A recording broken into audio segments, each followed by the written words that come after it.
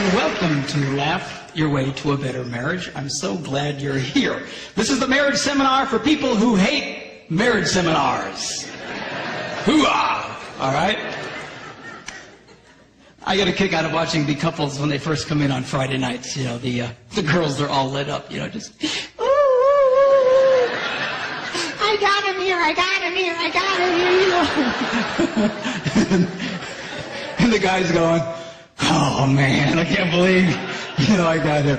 But it's cool, guys, you can relax, you're gonna love it. This is not one of those let's beat up on the men for not being women seminars. Yeah, that's what I'm talking about.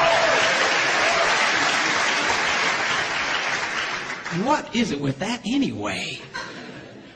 Man, you know, you ask a lot of women to describe their ideal man, and they'll describe another woman.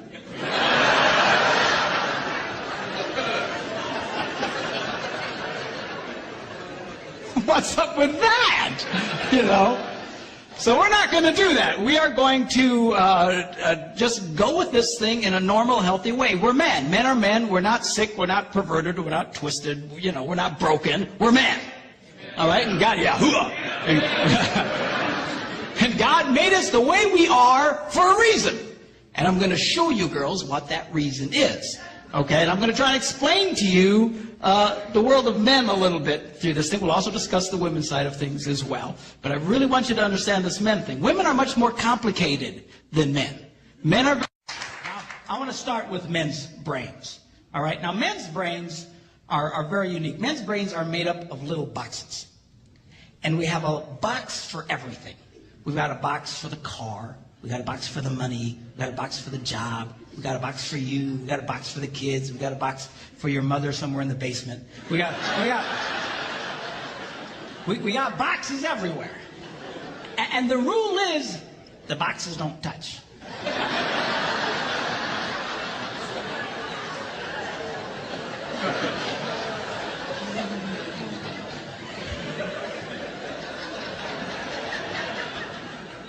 When a man discusses a particular subject, we go to that particular box, we pull that box out, we open the box, we discuss only what is in that box, all right?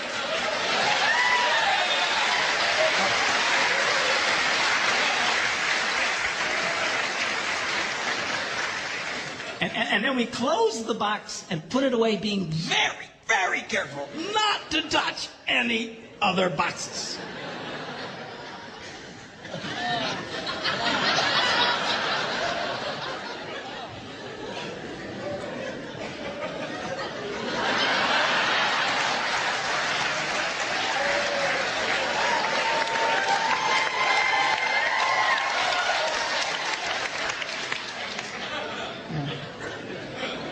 Sorry, my Catholic upbringing got in there for a minute, but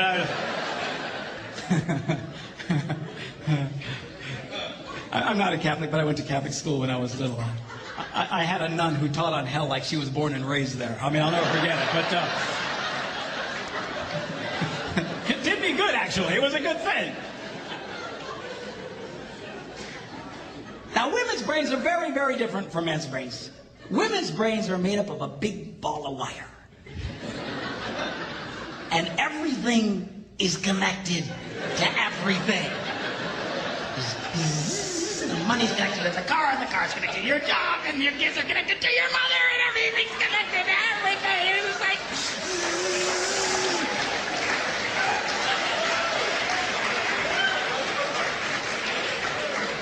It's like the internet superhighway. Okay? And it's all driven by energy that we call emotion. It's one of the reasons why women tend to remember everything. Because if you take an event and you connect it to an emotion, it burns in your memory and you can remember it forever. The same thing happens for men. It just doesn't happen very often because, quite frankly, we don't care.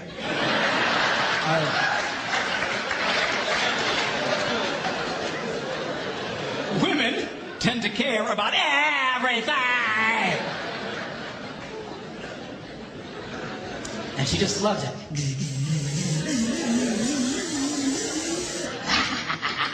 okay?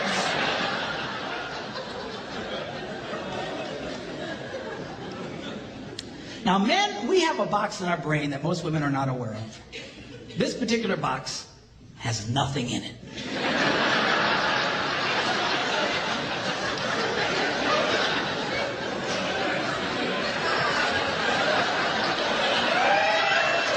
It's true. It's true. In fact, we call it the nothing box. And of all the boxes a man has in his brain, the nothing box is our favorite box.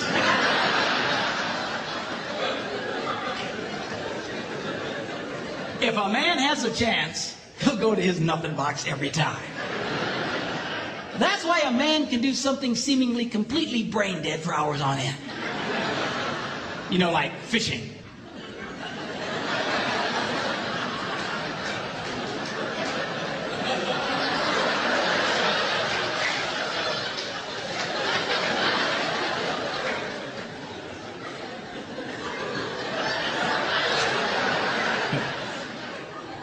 And we love it. That's why a guy can sit in front of a TV and go.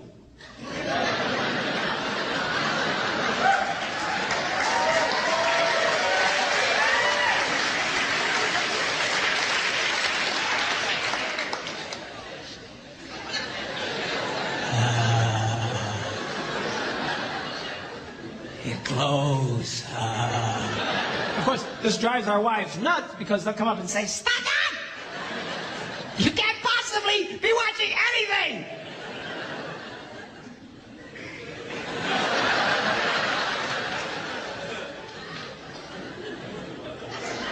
I'm not.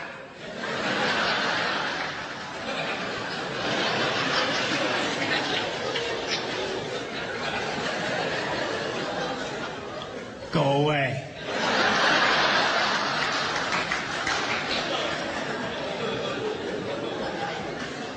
Now, they've actually measured this. The University of Pennsylvania a couple of years ago did a study and discovered that men have the ability to think about absolutely nothing and still breathe. You know, they connected all the wires and stuff like that, and watched the brain activity, and then all of a sudden, I think he's dead. Huh? You know, women can't do it. They can't do it. Their minds never stop. And they don't understand the nothing box. And it drives them crazy. Because nothing drives a woman more crazy or makes her feel more irritated than to witness a man doing nothing.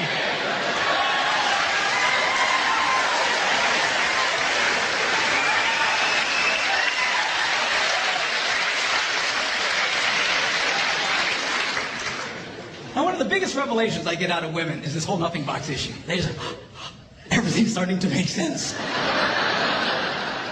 And I've had women say, "Oh, it's nothing. Can I go in his nothing box with him?" No!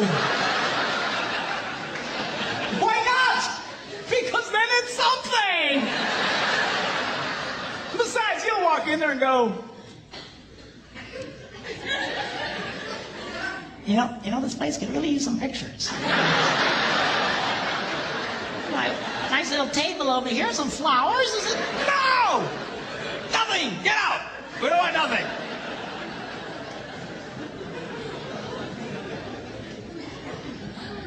Now, this handles the way men and women handle stress. Okay? When a man is stressed out, all he wants to do is run to his nothing box. This is how we unwind. The last thing we want to do when we're stressed out is talk about it. We don't want to talk about it. We just want to.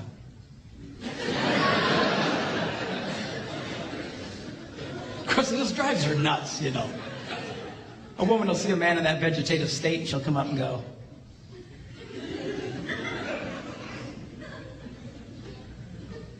"What you thinking about?"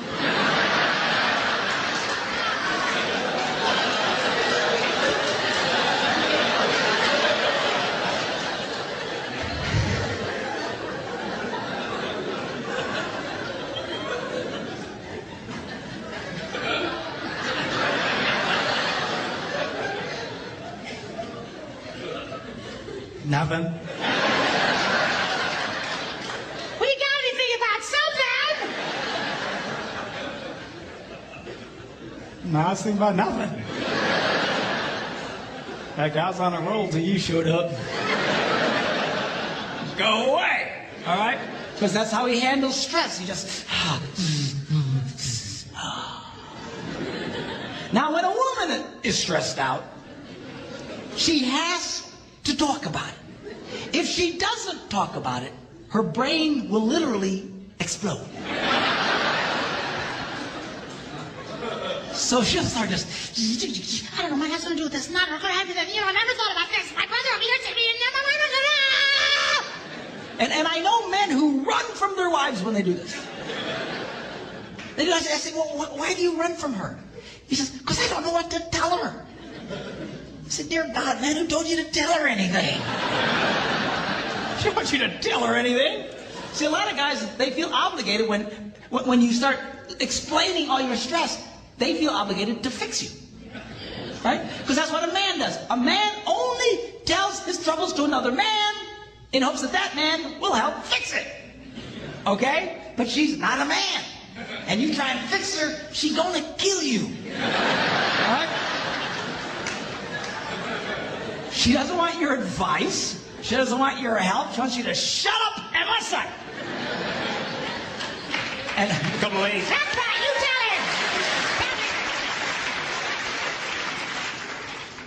tell him. They like that. Now, I had one guy tell me, he said, man, if you should just tell me how she feels. I said, she doesn't know yet. This is what he means. That's how she figures out how she feels, by connecting this wire to that wire, this wire, and so on. Now, because they love each other, they offer to each other their answer, their solution. A man senses his wife is stressed out. He loves the girl. He offers to the girl his best and finest solution. Or just quit talking about it.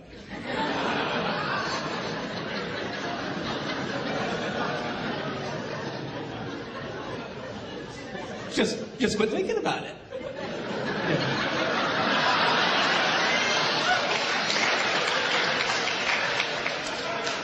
And that's when she starts reaching for the knives and stuff. She's gonna stab you if you keep it up, okay? Now, a woman, she senses her husband's all stressed out. She loves him. Therefore, she offers to him her best and finest solution. Talk to me. Why won't you talk to me?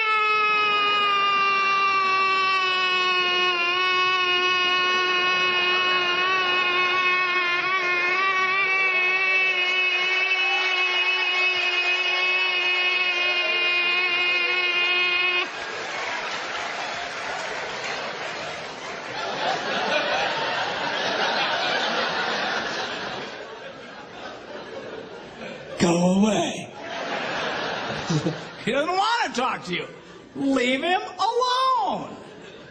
He will not die. He's not a woman. All right? I know you've got to talk it through or you're going to be twisted inside. He's not like that. Leave the boy alone. You tell he's stressed out, just let him go to his nothing box. Just stay away. Stay away.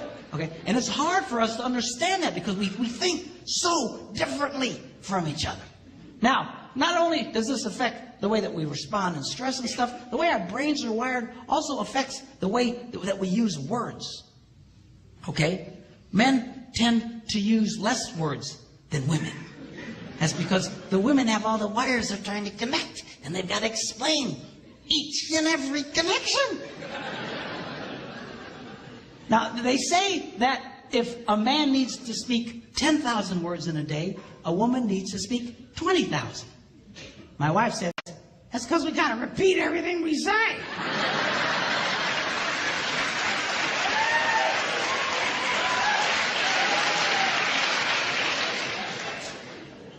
To which I responded, huh? Where is my darling redhead? Is she around? Come up. I want you to meet my wife, Debbie. Come on up here and just...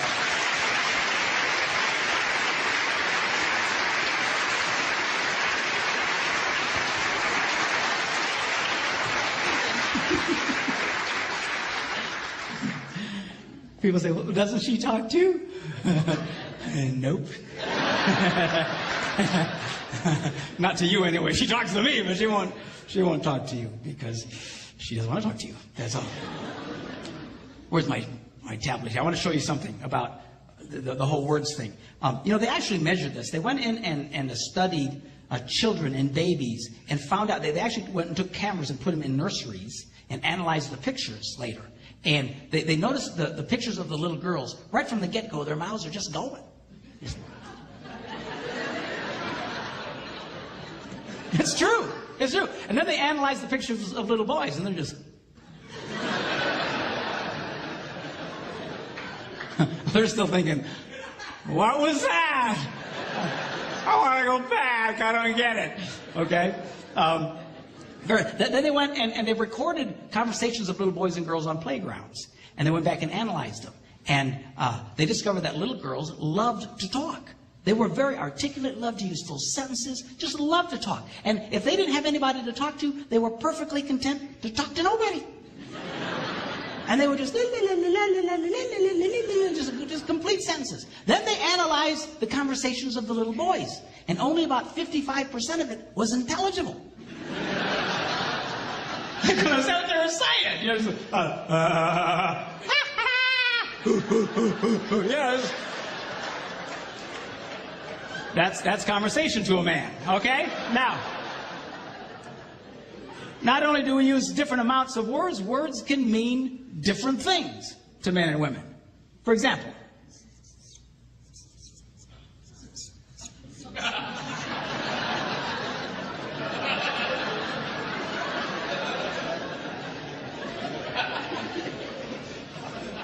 now to most men, 5 minutes means 5 minutes. To a lot of women, it can be an indefinite period of time. Are you ready yet? 5 more minutes!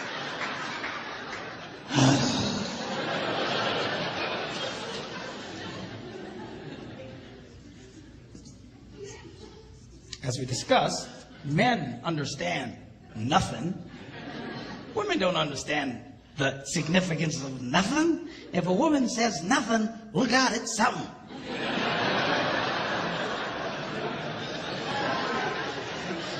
Oh, dude, man, I don't know what happened. What happened? I don't know. I asked my wife what she was upset about. What'd she say? Well, she said nothing. Get out of the house, man! Run now! Get out!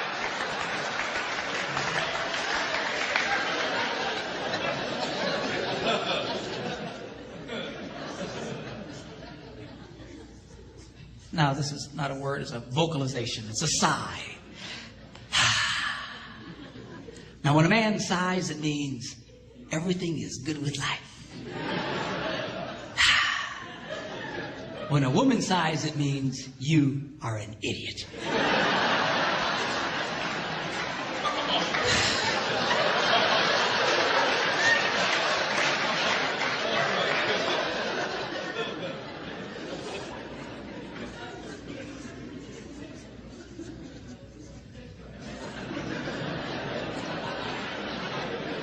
Now, when a man says, go ahead, he's being polite. When a woman says, go ahead, she's giving you the opportunity to explain whatever stupid thing it was you just did. But you need to be very careful in the explanation, because it's very likely to be followed by a sigh.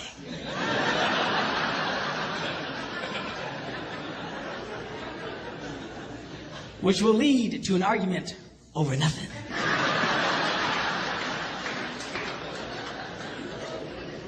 And then you ain't gonna have sex again for at least 5 minutes.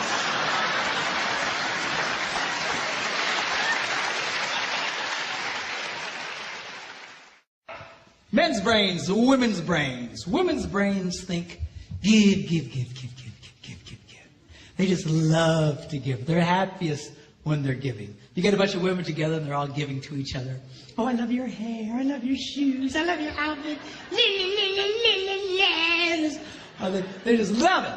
Now, men's brains are a little different. Men's brains think, take. And you get a bunch of men together, and we insult each other.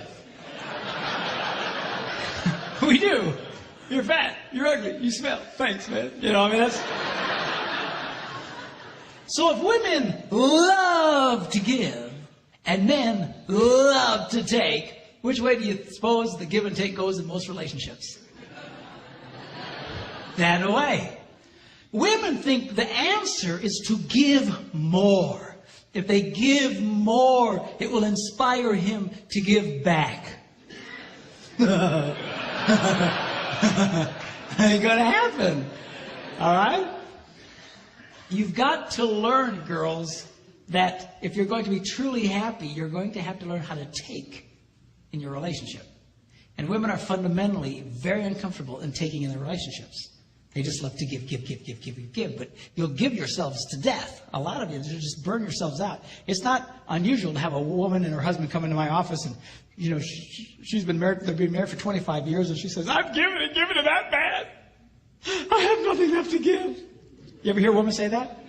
I have nothing left to give. They're burdened because they've just given so much. Then you look at the husband and he goes, I thought we had a good marriage.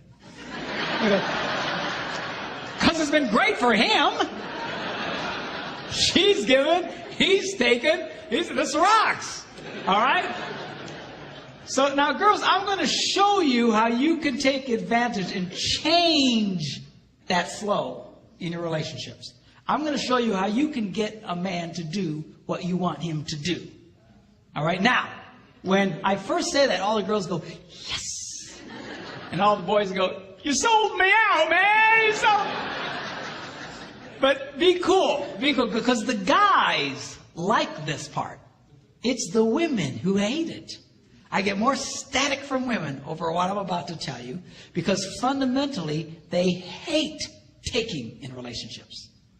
They think that he should just, just give on his own. He should just give. They're hoping, when I say get a guy to give to them, they're hoping I'll say, bad guy, bad. You need to give more. And that's what a lot of these people do in some of these seminars. They beat up on guys. You need to be more. No, the real key. I mean, I think we've established it doesn't work. Okay. The real key is to change the woman's perspective and empower you, because you, in fact, have the power to change this. But a lot of women have been so affected by over-romanticized concepts in marriage that they don't understand this. They really think that if he really loved me, this would all just happen automatically. If he really cared about me, la la la la la la la la la la. A lot of women really struggle with this concept because they tend to live in this false romantic fantasy land.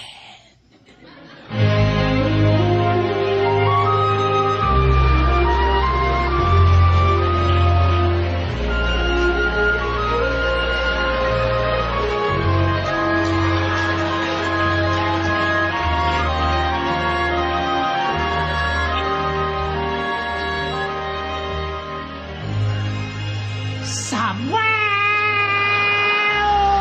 over the rainbow, way up high, all the other girls have such wonderful husbands. Why, oh, why can't I?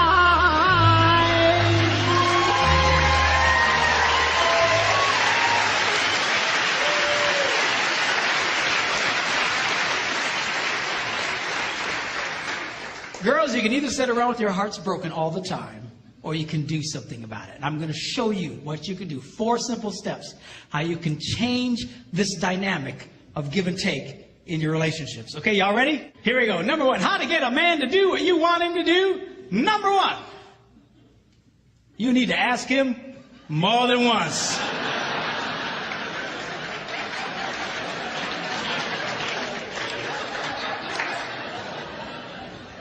Asking a man to do something once is like never having asked him to do it at all. Why is that? Men are always in such a take mode. We're constantly take. We compete taking. We're in business taking. We just take. We're just in this take mode. And all of a sudden, his wife will say to him, honey, will you do such and such for me? And his left brain says to his right brain, you hear something.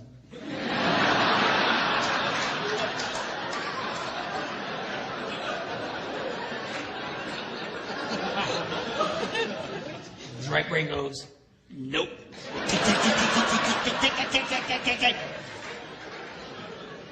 It takes more than once to get through to the boy.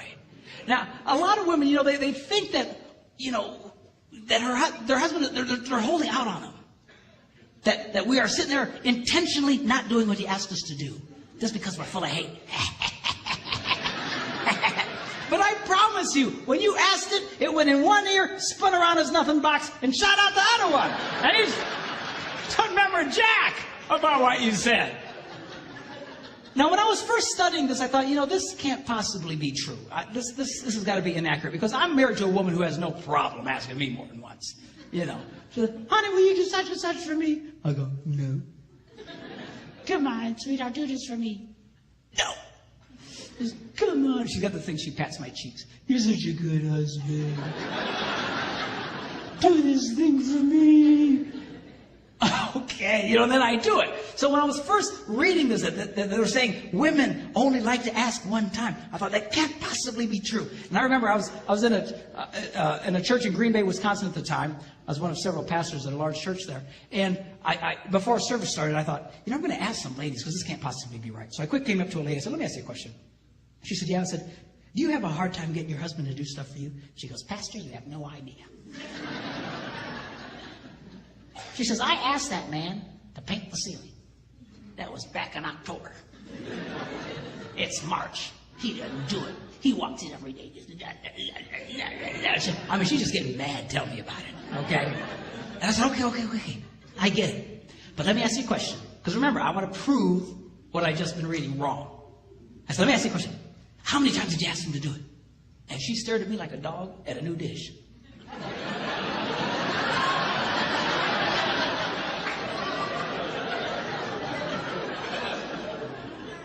She said, once. I was stunned. I says, why wouldn't you ask him more than once? She says, I shouldn't have to. I said, you might want to try that. I got away from her. Went to another woman. I said, come here. And she says, what? So let me ask you a question. Do you have a hard time getting your husband to do stuff for you? She says, Pastor, you have no idea. She says, I will ask my husband, honey, put away the laundry, and I'll stick it right in the middle of the living room. And he didn't do it. He just walks over the top of it. He just walks around and it'll sit there for a month. And she asked me with all seriousness, she said, Pastor, can't men see laundry?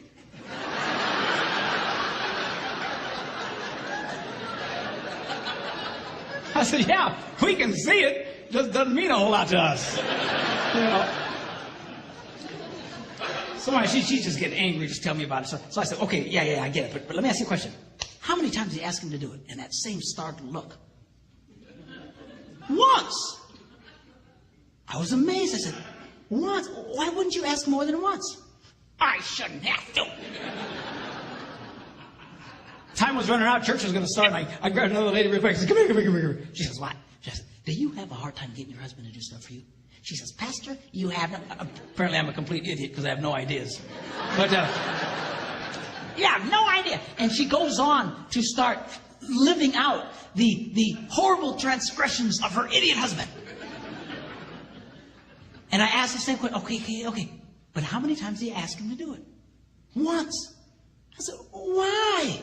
Why wouldn't you ask more than once? She says, I shouldn't have to. Ladies, are you listening to me? You have to.